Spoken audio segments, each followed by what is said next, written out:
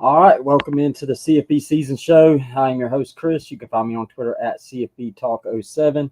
We got an awesome guest interview with Jesse Simonton. Is that how you say it, Jesse? I'm sorry. I That should is, yeah, have Simonton, all good.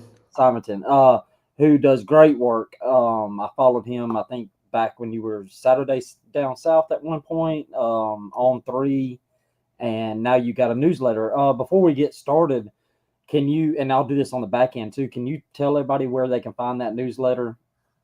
Yeah, I appreciate you having me on. Yeah, I was national columnist at On Three for a couple of years after being a beat writer for Florida and Tennessee. So kind of made my way around the SEC. Grew up big UGA family. So I've been in and around the SEC, since birth. But yeah, I started a newsletter. It's at Substack. It's free right now. It's been a good start to the season. It's called Surrender Cobra. I think every SEC fan kind of is familiar with that feeling. Just kind of that, every Saturday, you never know what you're going to get. So you may be throwing your hands up over your head and in exasperation and hoping a little bit. So it's Surrender Cobra. I've got some cool graphics out, several columns a week. Again, I'm connected to Florida, so I have a column up on Billy Napier and kind of maybe what's next for the Gators, coming off that loss to USF. But I'll have a piece actually kind of that can tease a little bit coming out later this week on Tennessee, Georgia, and just kind of, previewing both sides of that. So thanks for having me on. I can't wait for that one. I love the newsletter. It's been, I've always loved your work, especially at On 3. I was so mad when that happened. If it wasn't for my loyalty to the Jake Rowe and Rusty Manziel, I would have canceled. But it's all good, man. It's all good. I love Jake, so I got to keep him good and all. But let's go into. So I got you on here to kind of just talk about the two big SEC games, which is other ones too, but UGA, Tennessee, and Notre Dame, the Aggies, and a little bit of SEC talk at the end. But before we get like a little bit more into the UGA, Tennessee. The tweet about Gunnar Stockton I thought was really interesting. What do you think is going on with Gunnar Stockton? What is going on? Because I've watched these last two games and I didn't go into the season thinking he was going to be the superstar, but what I saw in the Notre Dame game was better than what he's done these last two games. Well, what's interesting, and I want to put this out there for your listeners, and I've kind of made this clear ever since I've started. There are people that know way more about football than me. That are the Brooks Austins and those guys that can super get into the minutia of the tape. I mean, I can identify what certain coverages are, and I can tell you, some X, Y's, and Z's. But there are guys that know how to break down film, exponentially greater than I can. Having said that, it is fairly obvious when you turn on Georgia's tape that there are throws to be made. Now, he has had protection issues. They have certainly had offensive line. I think they played like 10 guys or something against Austin Peay, rotating a ton against Marshall there. So there's been a little bit of lack of continuity. You're missing a couple starters, but still that's a group that they should be overwhelming. And they have not done that from an offensive line standpoint. So that is in defense of Gunnar. Having said that, there's a lot of criticisms, and I understand it for Mike Bobo, but no offensive coordinator is naturally going to tell their guy, hey, if we have created an explosive, take a check down and don't throw the ball, whether it's down the seam or it's, in the middle of the field. And there have been numbers of times, specifically in that Austin Peay tape, where there were opportunities to do so. Now, Kirby's right. Kirby has come out kind of in defense of Gunnar and said, hey, we're getting a ton of these too high looks where teams are dropping the safeties. They're basically daring us to make a mistake down the field and dink and dunk. We're seeing that across all of college football, frankly, in an effort to limit explosive plays. However, again, there have been 4 or 5, opportunities each game where he has just not taken it. And the stats also bear that out. I mean, he's averaging 1.8 yards. It's insane, but he's averaging 1.8 yards per completion, in the air. 1.8 yards in the air per completion. And that's just crazy. That's just you're handcuffing yourself offensively if that's how you're going to play. And what's interesting is that you brought up the Notre Dame game.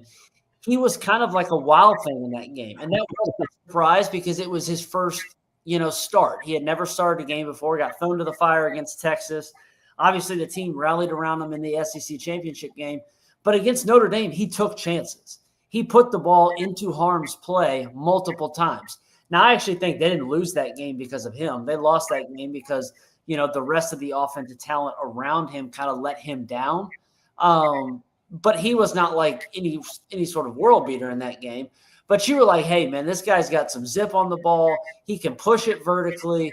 So it's going to be interesting what happens when he gets a full off season.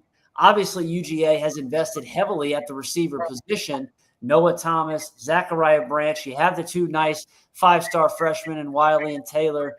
So the fact that they've made that investment, this is, I don't know if it's a shit or get off the pot game for Gunner, but it is kind of I think they're going to need to see it. And because it's going to be now, maybe they could, and I said this on a program earlier today, maybe they can 2017 Georgia like they did with Jake Fromm.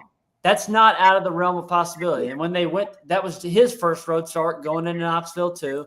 And he had a very, if you just look at it, workman-like showing that day. It was like less than 100 yards passing, but he ran for a couple touchdowns, threw for one. And obviously they blew the doors out of Tennessee that game. I think this is probably a better Tennessee team.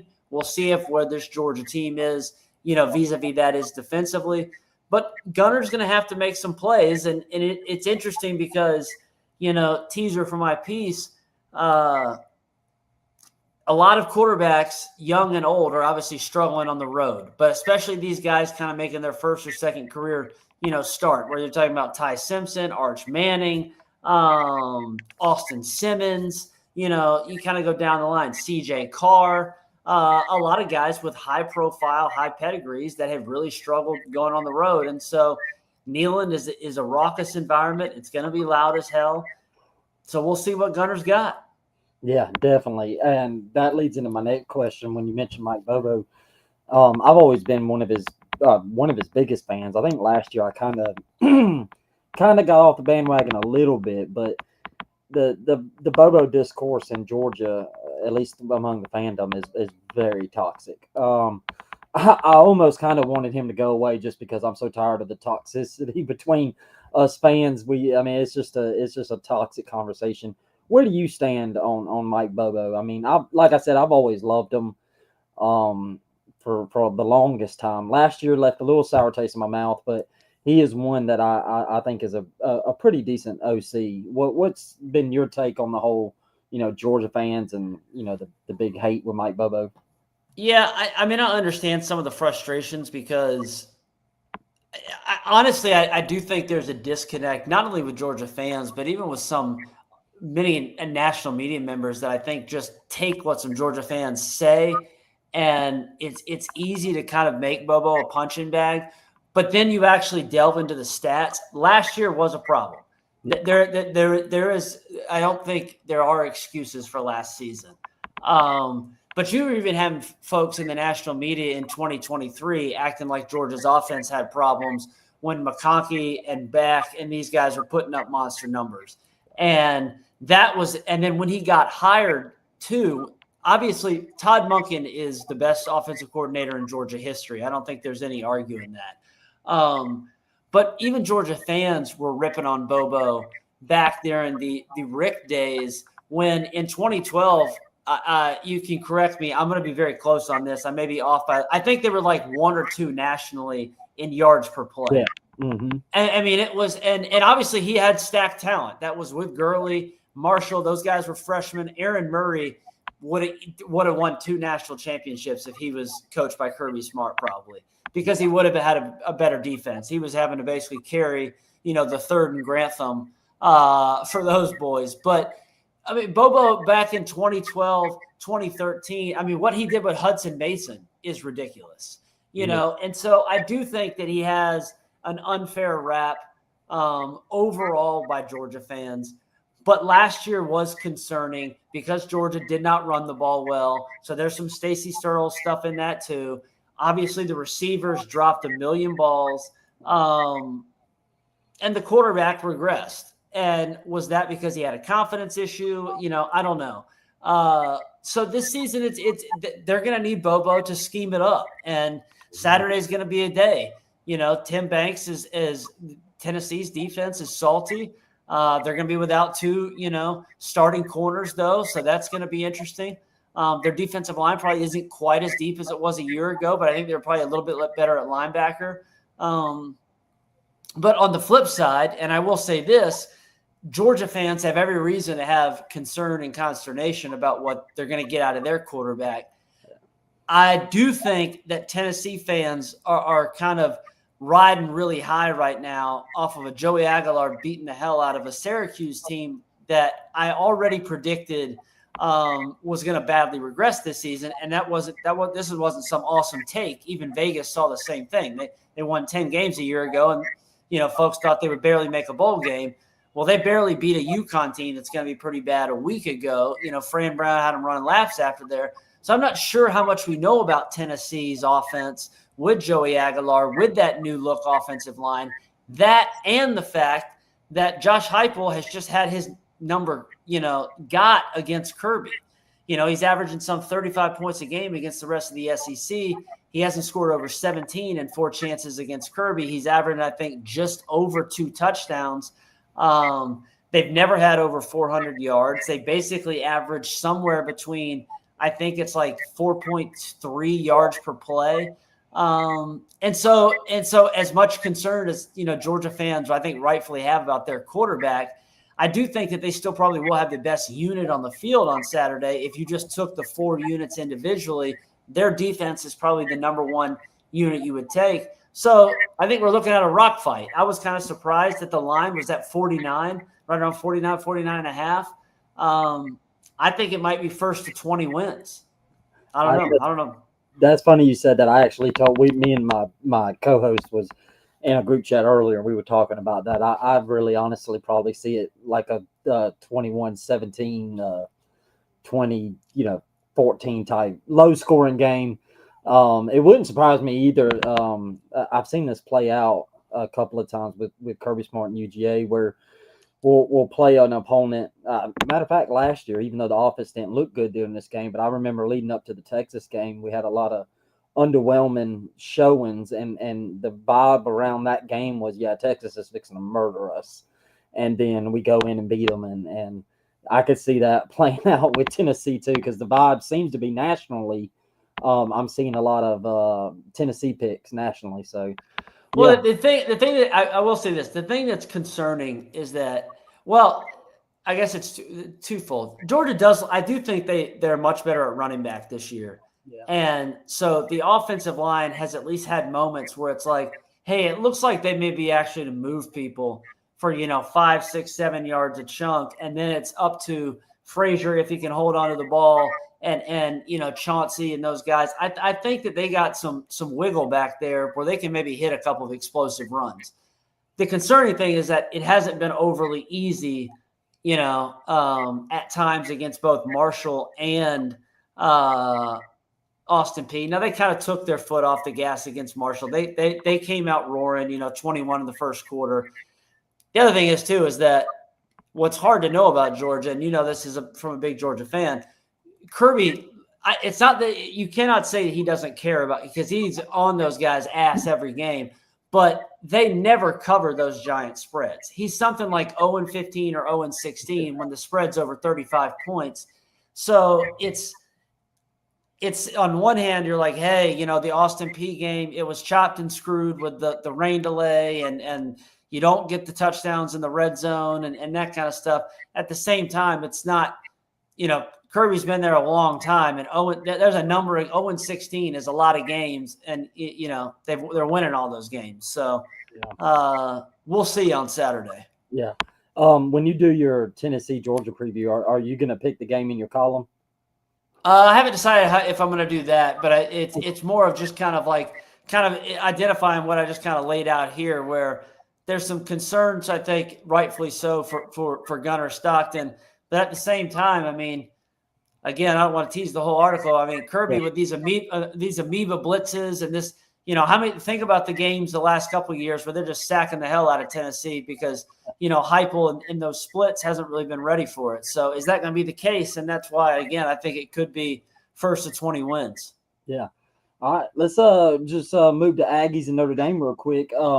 I'll be transparent. I haven't watched much of the Texas A&M, but when I was prepping for this show, I did not realize this. I don't know how much you've watched of them, but is there any concerns on defense? I didn't realize UTSA, they had 203 yards rushing, and I had read an article today. It was like 6.6 sack adjusted yards per carry, and then Utah State was like, I think, a little over 4 yards per carry the same way.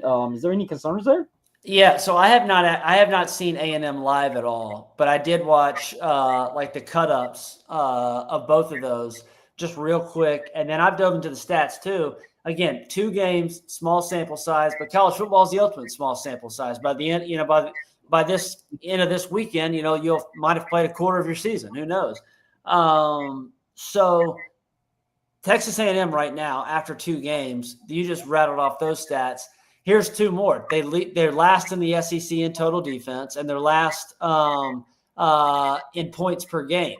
Now, points per game, it's only 23. They haven't given up a ton. Everybody in the SEC is playing pretty good defense right now. But when you compare some of the other teams that they've played versus who Texas A&M has played, and the confidence, I was someone that was bullish. I get all the 8 and A&M jokes and all that kind of stuff. I thought that Elko was going to have this defense at a different level this season, and I thought they could be, with that schedule, be a real dark horse college football playoff team. I've never been the biggest Marcel Reid fan, but I also thought that running game was going to be hell on wheels with Owens, 5-star, Moss back. That really hadn't been awesome yet either. And so now they're kind of, going into much like going into Neyland Stadium. Notre Dame isn't a hornet's nest of, an orange caliber, but it's still a tough place to play. They're not going to give all those tickets away like they did to Georgia, in 2017. There's going to be a ton of Notre Dame fans there. And they're also playing a team that kind of has their backs against the wall. You lost to Miami. You've had 2 weeks to now prepare for the Aggies.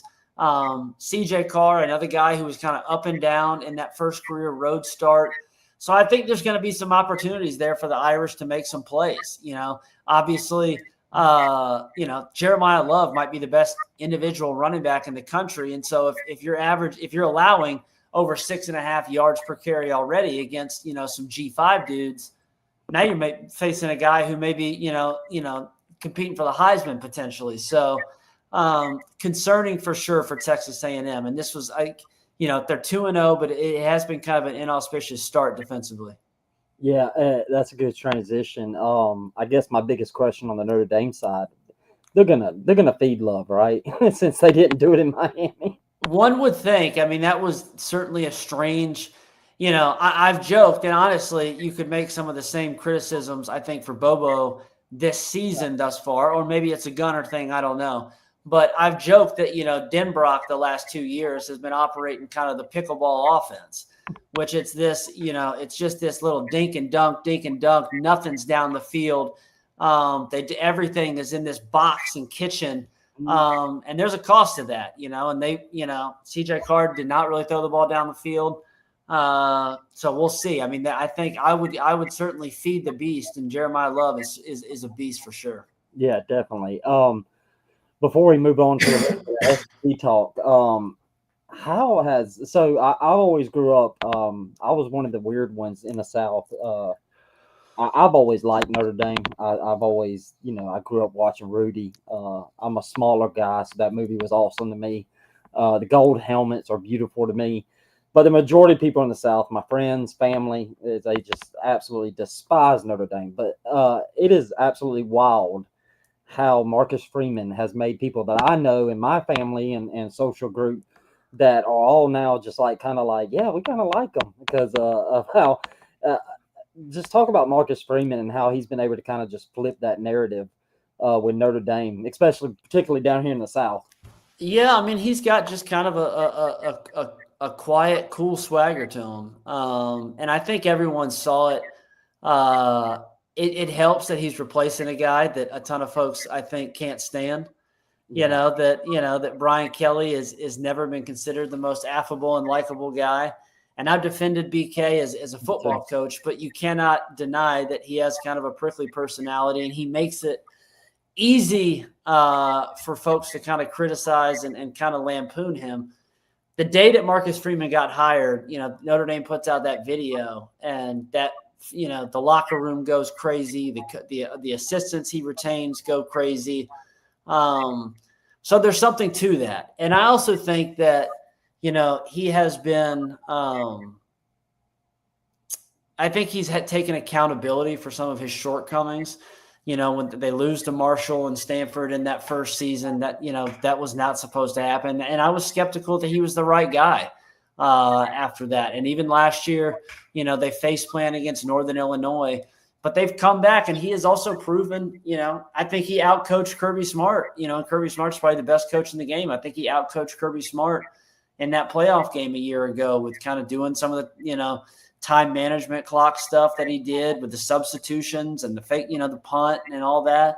So he's a good coach, and Notre Dame needs to win this game just because, for their playoff hopes. I think a loss means they pretty much would have to run the slate or would have to run the slate. But if you win, you get a nice SEC, rabbit on your belt, and then you can kind of take the rest of the slate and kind of build some momentum. So Freeman's a good guy. I mean, there's some fans down in Florida here that, would love for the Gators to make him their head coach. He's not going to leave Notre Dame. He's destined to be I guess maybe the only college team I could see him leaving for is his alma mater, Ohio State. And otherwise, he's probably destined to be an NFL head coach. Yeah, you're killing it with the transitions, because that's actually was my next question. If Jesse was ahead of the search firm for the University of Florida, let's just assume it's going to go south even further with Billy Napier. I don't think he's going to replicate what he did last year to save his job, but let's just assume he doesn't. And who would Jesse advise Florida to hire? Like, who would be your go-to people for that job? Yeah, it's funny. This may be an interesting name for George, some of your Georgia fans. I know some folks have thrown out Glenn Schumann and that kind of stuff. I think Schu's going to be an awesome head coach. I see no chance in hell, even as good as he may be, Florida taking that risk of hiring a guy who has never been a head coach before. Billy was a risk, because, he came from the Sun Belt, and the fact that he was a Sun Belt coach in Louisiana and LSU had no interest in him. That was kind of a red flag that Florida ignored. And it looks like, they may get burned by it. So the name that I think that would maybe interest some Georgia folks is I think a guy like Brent Key could kill it at Florida. Ooh, yeah.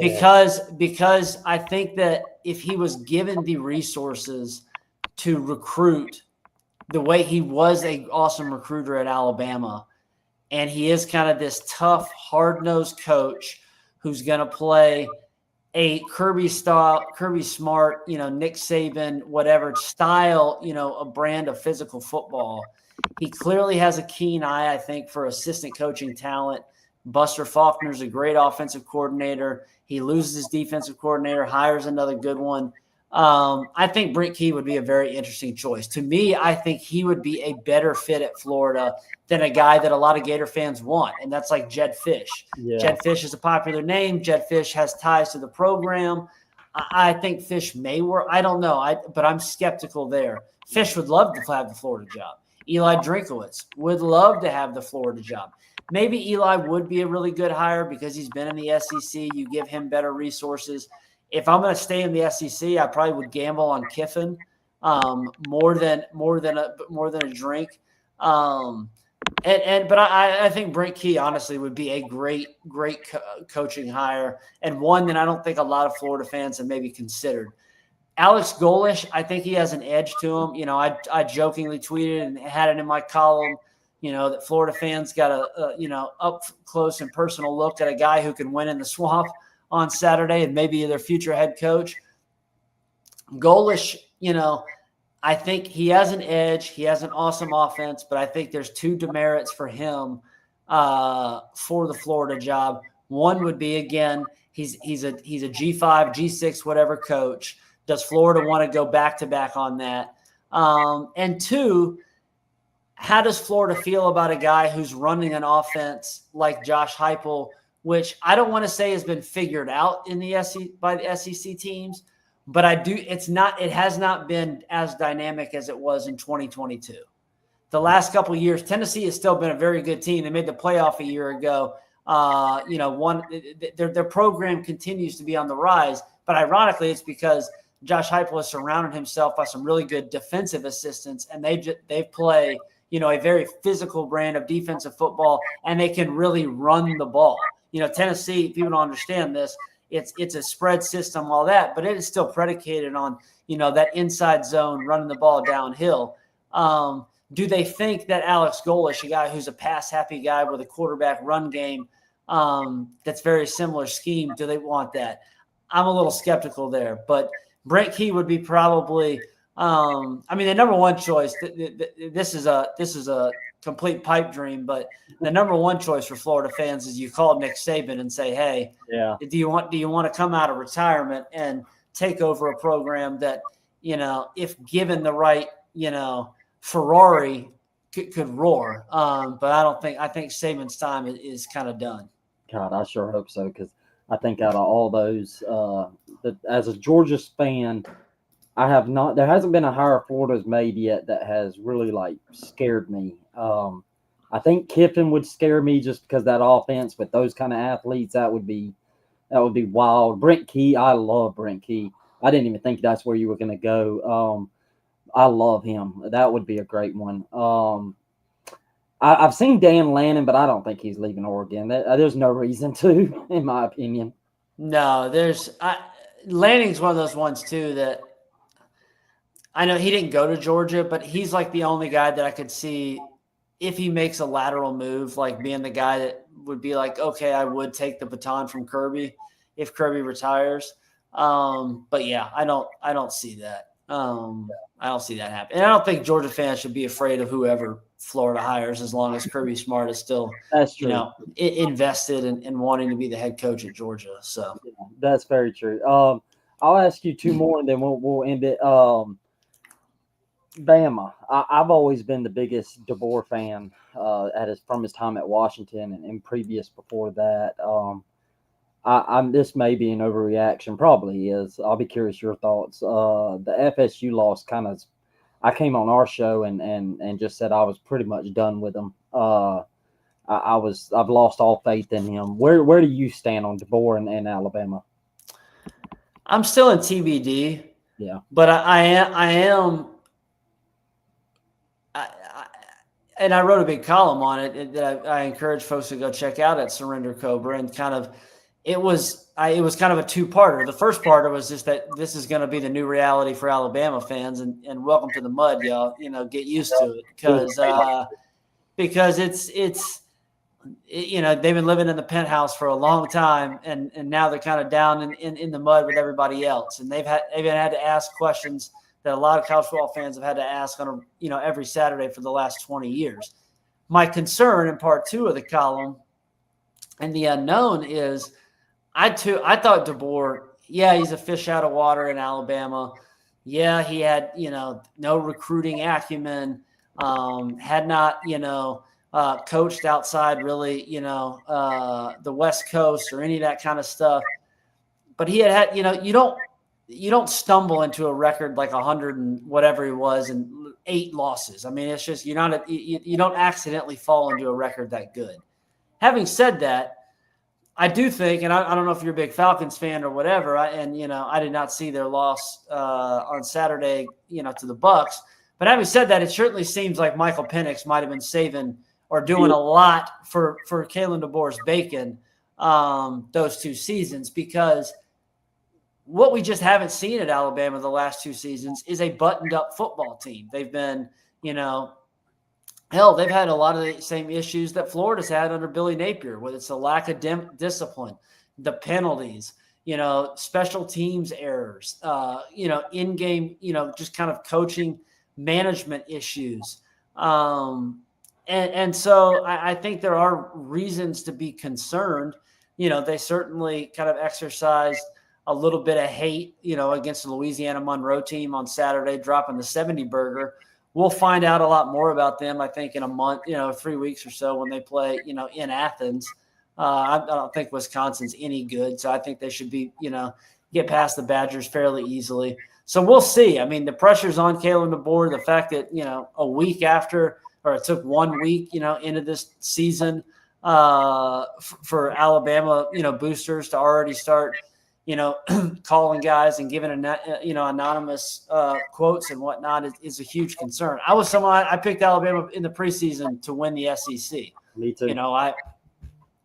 I thought their defense was going to be hell on wheels again with Lawson, all those corners and safeties they've got. And then I thought, with the offensive line, but, Proctor was bad against Florida State. Simpson certainly, did not have it. So I'm very curious to see the kind of what's next for Alabama, in 2025. Yeah, me too. All right, we'll end it on this. Texas, before the season, I want to kind of say this before I say my opinion. I personally, I'm really curious to hear your thoughts. I don't think I've read anything you've had on Texas yet. It might have been in that first column, actually, and I'm just forgetting. I said I personally believe we're a year ahead Texas is a year away, and I made the comment on the show. I thought it was more likely they went 9-3 than win the title that a lot of people think that they would, due to just the losses on the O-line, the wide receiver losses, and I personally think Arch Manning will be great. I know it hasn't started out hot, but I thought he was probably going to be more like a year away. Well, is that fair? Do you think that's just absolutely crazy? I think that's totally fair. I mean, in that introductory column you're alluding to, I kind of noted that I thought, every week is going to be kind of a referendum on the Arch legacy narrative, and it's going to get old quick for folks, but get used to it. Every week it's going to be, where do people think that his, it's going to be a debate on his legacy and kind of his standing in the sport. He does have a lot of room to grow. He certainly looked like the moment was too big for him in Columbus. But I think that Texas as a team this year is always going to be in the game, because I think that by the end of the season, and this is what I also had in that piece, by the end of the season, I think there's a real argument that Texas could have the 3 best individual players at their specific position groups on defense in the SEC. I think Malik Muhammad could be the best corner. I think Anthony Hill could be the best linebacker, and I think Colin Simmons could be the best pass rusher. And so if you have those 3, dudes on defense, plus the rest of the guys that they got, Safi and some of these other guys in the secondary, I mean, I just think that they're always going to be able to compete that and then start kind of dialing up some schemes. And so we'll see on Arch. They could be a year away. You could argue that Texas, Michigan, Georgia, that these 3 teams, those 3 teams maybe specifically because of what they're going to have coming back next season and the quarterbacks that they could have. Georgia may be starting a freshman, but we'll see that those teams are maybe more prepared for 26 than they are for 25. But we're 2 games into 25, so let's enjoy this ride. Yeah, that's right. All right. Well, man, I appreciate you coming on. Went a little bit longer than 30 minutes, but I appreciate your time, man. Could you tell people one more time where they can find you? And also, like you mentioned earlier, I didn't know this until I think a week ago. You're doing a podcast now too. I believe it's with John Reid. Yeah, it's called Slow Mesh. Yeah, so check out. You can find that on Apple, Spotify. It's on YouTube too. Maybe Chris can toss some of the links maybe at the bottom of this show to the Surrender Cobra. Again, you can find it on Substack. Subscribe, spread the word, tell your friends. Look, I'm a college football junkie who's grew up. I went to journalism school, started from the bottom, kind of worked my way up, became a national writer, and just enjoy the sport and kind of covering everything from the good data to the silliness and the stupidness and the craziness of it all. So I appreciate you having me on. Yeah, man, you're one of the best. I appreciate it. And thank y'all, everybody. Y'all can check out Jesse. Like I said, his work. I'll also put a lot of his links in the description once the show ends. And if y'all could, just go hit the like and subscribe on the YouTube channel at CFB SZN. And we'll see y'all We'll see you Thursday.